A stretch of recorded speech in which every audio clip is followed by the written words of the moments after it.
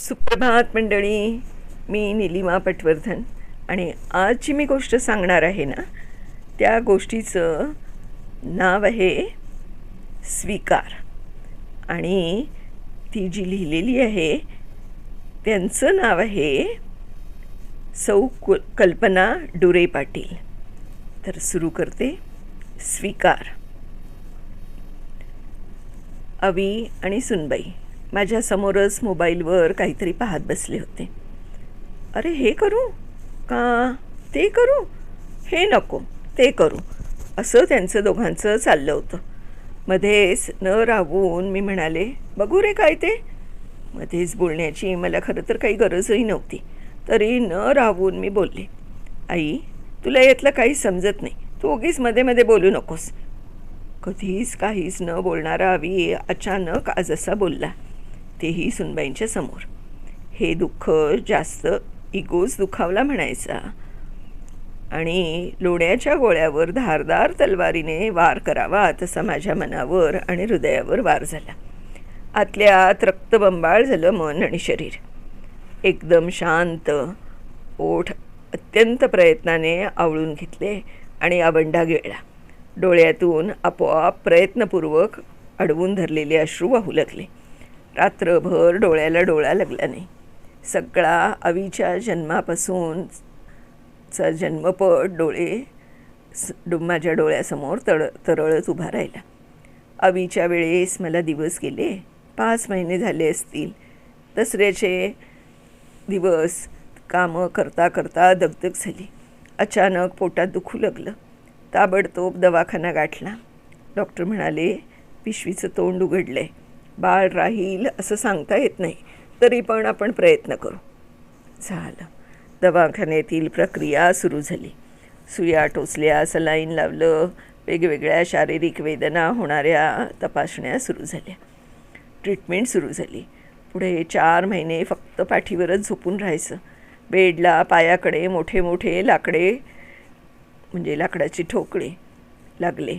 कसलीही हालचाल करायची नाही, अशा बऱ्याच सूचना डॉक्टरांनी दिल्या. मी त्या फॉलो करत होते. पाठीला मुलकाच्या अगदी अतिशय खूपच न सांगता येतील इतक्या वेदना व्हायच्या. एका अंगावर होता येत नव्हतं. पाणी प्यायलं तरी त्याच्या गुळण्या परत तोंडात यायच्या. खाण्याचे सांगायलाच नको. अशा त्रासात 4 महिने गेले. डॉक्टरांच्या प्रयत्नांना यश आलं. डॉक्टर म्हणाले, तुम्ही खूप काळजी घेतली म्हणून शक्य झालं बरं का. अतीव प्रसव वेदना झाल्या, पण अवीचा जन्म झाला.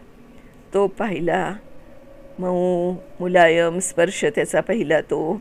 मी माझ्या सगळ्या वेदना विसरले. त्यामुळे दिवसांनी अवीचं वाढणं डोळ्यात साठवत होते. त्याचे पालथे पडणे, रांगणे, पहिला शब्द, पहिले पाऊल, शाळेचा पहिला दिवस, रिझल्ट, त्याचे खेळ, त्याचं रुसणं, त्याचं हसणं, त्याचं बोलणं, मायेनं गळ्यात मिठी मारणं, बाहेरून येऊन मांडीवर लोळणं, छोट्या छोट्या गोष्टींसाठी हट्ट करणं, सारखं अवतीभोवती रेंगाळणं.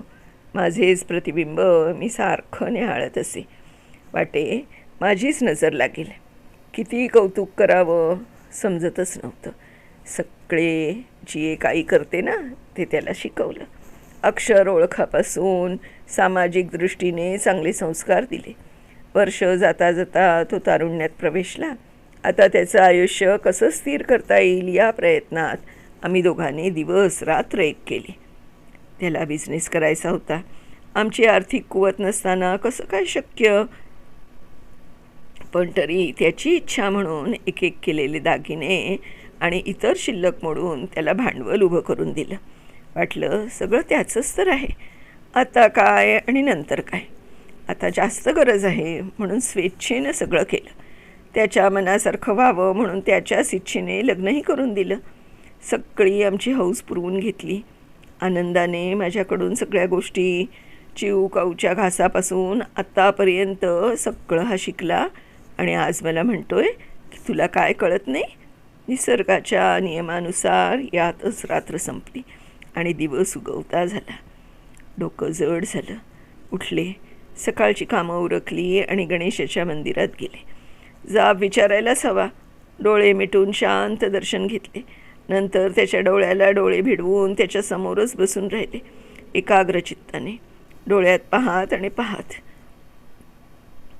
बराच वेळ गेला. मन हलकं, डोकं शांत झालं आणि झटकन वीज चमकावी तसा एक विचार मनात आला. खरंच अभि बोलला हे काही पूर्ण चुकीचं नाही.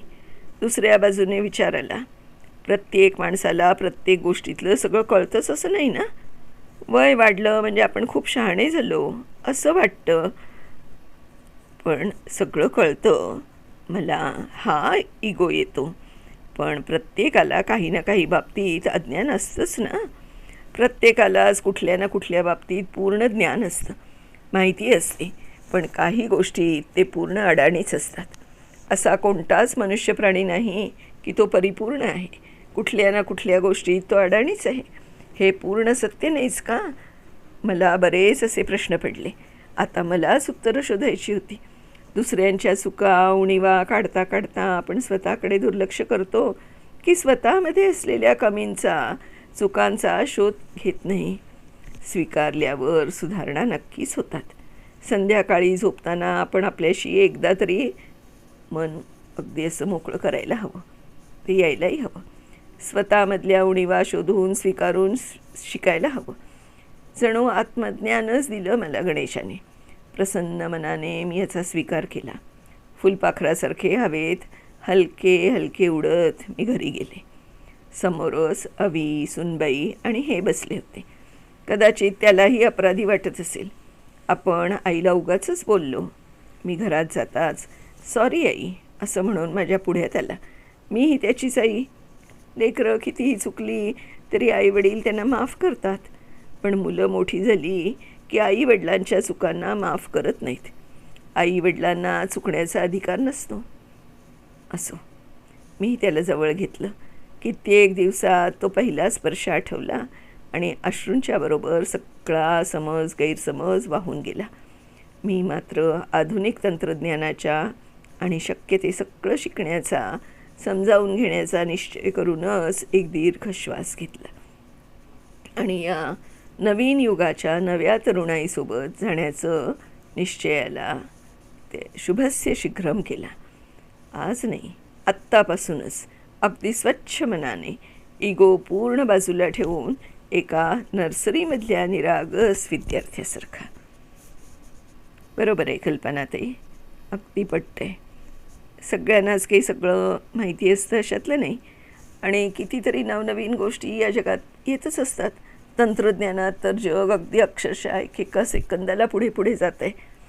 तर आपणही या तंत्रज्ञानाचे कास धरली पाहिजे, शिकायला पाहिजे. ते तरच या युगात आपला टिकाव लागेल. धन्यवाद.